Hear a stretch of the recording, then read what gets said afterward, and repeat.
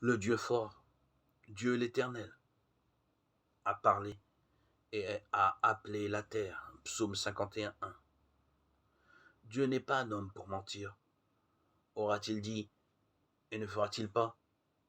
Aura-t-il parlé et ne l'accomplira-t-il pas? Nombre 23:19.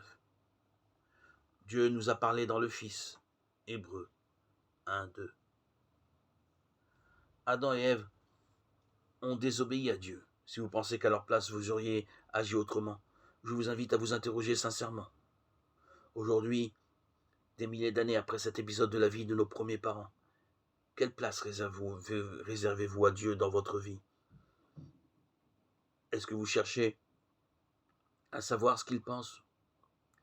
Ou est-ce que vous l'excluez d'emblée, sans vous poser trop de questions, ou en laissant d'autres personnes prétendre répondre à votre place? Ou même en imaginant que la science a déjà réglé le problème?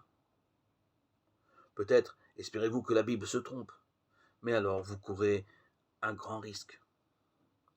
Nous ne voulons pas répondre à votre place aux questions que vous pourriez vous poser au sujet de Dieu.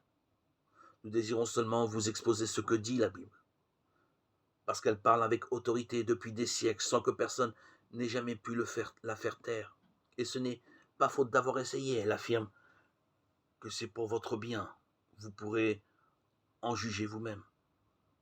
Dieu a parlé aux hommes par de nombreux moyens, en vain. Il est alors descendu vers eux dans la personne de Jésus-Christ. Il a pris une forme humaine pour leur parler encore une fois et leur révéler qu'il est un Dieu d'amour, le seul Dieu juste et sauveur. Jésus-Christ a porté les conséquences de notre tragique désobéissance, afin qu'une relation authentique entre Dieu et nous puisse être rétablie. Il faut accepter cela de tout son cœur pour le vivre